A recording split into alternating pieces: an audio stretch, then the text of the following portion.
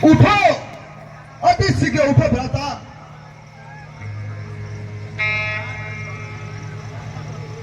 अरे भाई, तुम इस तरह से सो रहोगे तो फिर लंका का कैसा कल्याण होगा। उठो भाई उठो, अति शीघ्र उठो। देखो लंका पर आपदा पड़ी है भ्राता, अति शीघ्र उठो।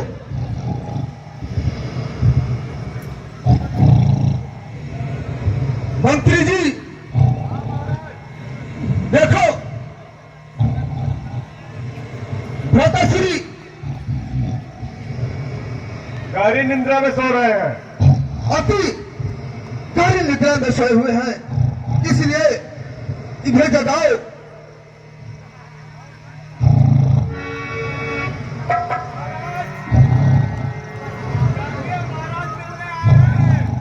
उठो भाई, महाराज जाग जाइए, महाराज आपसे मिलने आए हैं। महाराज नहीं जग रहे हैं। मंत्री जी हाँ महाराज। भ्राता के कहने पर बाजा बजवाओ। हो सकता है कि बाजा की ध्वनि सुनकर इनकी निद्रा टूट जाए। महाराज आप जाइए दरबार में, हम लोग जगा लाएंगे उसको।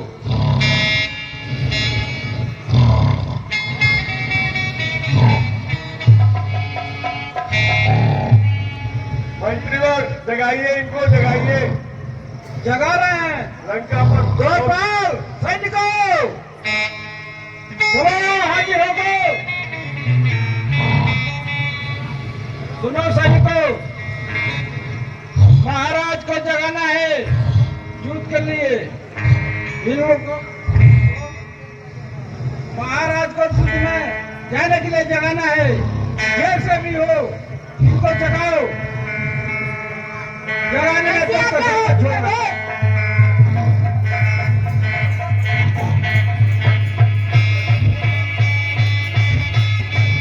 उठो भ्राता उठो, अरे कब तक सोए रहोगे भ्राता।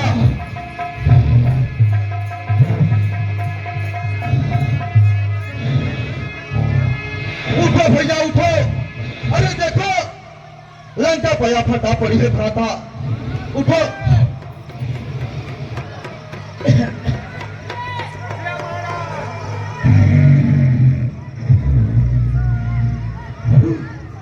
महाराज जागिए,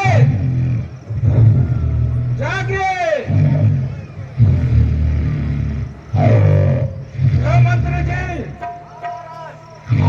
महाराज जाग रहे हैं कि नहीं? मंत्री जी भ्राता के पैरों पर हाथों से कुछ लाओ, हो सकता है कि उनकी निद्रा टूट जाए।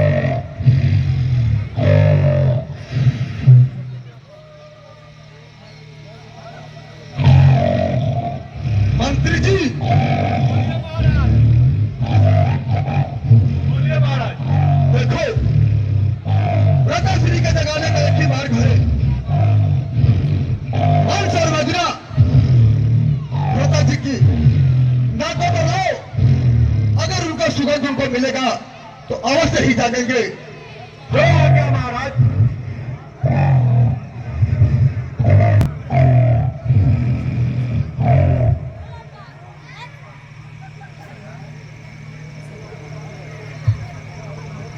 मंत्री जी हाँ महाराज, बोलिए महाराज। देखो भ्राताश्री जाग गए, जाग गए। बहुत दिनों के बाद जागे हैं, हाँ इसलिए उनका कुछ भोजन कराओ। हाँ, मदिरा पी रहे हैं, पी रहे हैं मदिरा।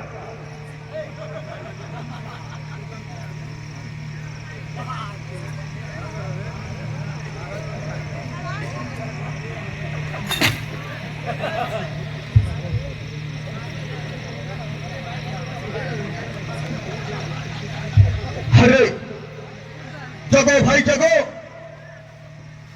ऐसी निद्रा में सोने से क्या फायदा भाई। अरे भाई, मुझे ऐसे क्यों जगाया तुम्हें? हे भाई, ऐसा भी सोना क्या सोना, सब जीवन जाए खाटों में। अरे कटकाई बहन की नाक कान तुम पड़े हो खर्राटे में। अरे भाई, आखिर में आपके ई पागल का क्या मतलब हंसी मजाक किए। जब महर्षि का विरोध किया तो उन दोनों ने भान सुपनेखा का नाक और कान काट लिए। हे भ्राता, इसका प्रतिशोध लेने के लिए मैंने उसके साथ उसका बड़ा भाई राम की भार्या सीता को हर लाया। हे भ्राता, यही कारण है जो आज आपको निद्रा से जगाना पड़ा। हे भ्राता, लंका जल गई, पुत्र अक्षय कुमार मारा गया, लंका के अनेकों अनेकों सैनिक मारे गए। वाह भाई वाह, दूसरे के स्त्री को तुमने हर कर लाया था, तुम हमें ज्ञान सिखा रहे हो। क्यों गई थी वहां सुपने का? क्या काम था वहां? कोई तो कारण होगा नाक कान काटने के लिए। हे भाई, तुम तीन लोक विजयी रावण के भाई होकर प्यारों की तरह बात करते हो। हे भ्राता, मैंने तुमको निद्रा से इसलिए नहीं जगाया कि तुम मुझे प्रवचन दोगे। हे भाई, यह युद्ध रावण का है, यह युद्ध रावण ही अकेला लड़ लेगा, तुम्हारी कोई आवश्यकता नहीं है। अगर तुम युद्ध से डरते हो तो जाओ भाई, अपने महल में जाकर सो जाओ।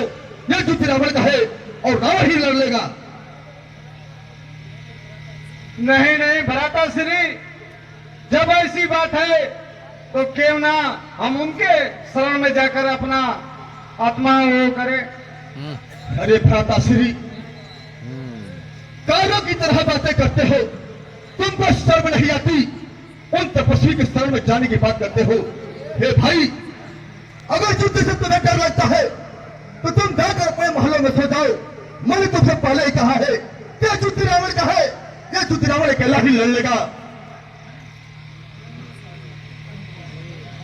ठीक है भैया, जब आपकी यही इच्छा है तो स्वयं हम जा रहे हैं युद्ध करने। ठीक है भ्राता, जाओ।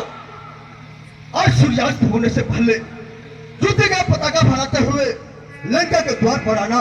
लंका की सैनिक आपके स्वागत के लिए तैयार रहेगी भ्राता। ठीक है भैया।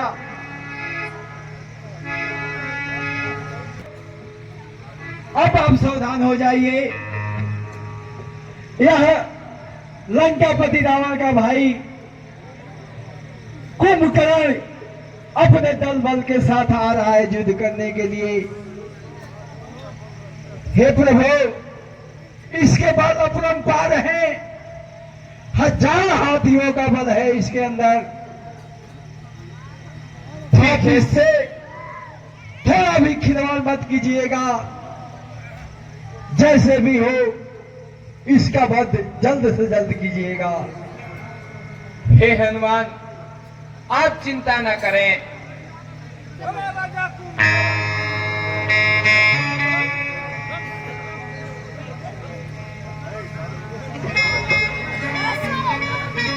अरे क्या तुम ही अवधपुर से आए हो? तुम ही सुपनेखा का नाक कान काटे हो? अरे तुम मुझे नहीं जानते, मैं एक पैर से तुमको कुचल दूंगा। 1000 हाथियों का बल लिए घूमता हूं। चलो मुझसे युद्ध करो। सैनिकों, पहले तुम लड़ो। हे कुंभकर्ण युग बातों का, हे कुंभकर्ण युग बातों का, तुम्हारा न स्वभाव पाता है। रण में बातें करने वाला कायर भयभीत कहता है। लंका में अगर वीर हो तुम, लंका में अगर वीर हो तुम, तो ममता छोड़ो प्राणों की, लो संभालो वर्षा होती है दशरथ नंदन के बाणों की। चलो युद्ध करो। कृपा करके आप इस राक्षस को हमारे हक में छोड़ दीजिए, ताकि मैं इसकी सेवा अच्छी तरह से करूं। ठीक है, चलो युद्ध करो।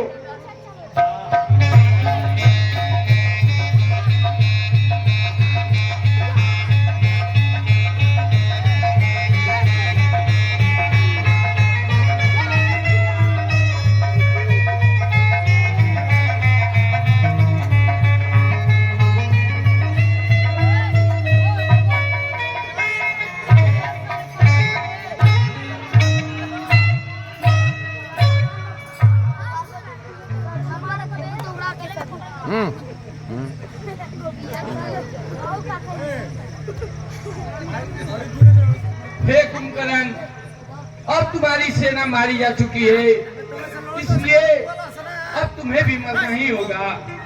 चलो तैयार हो गो युद्ध करने के लिए।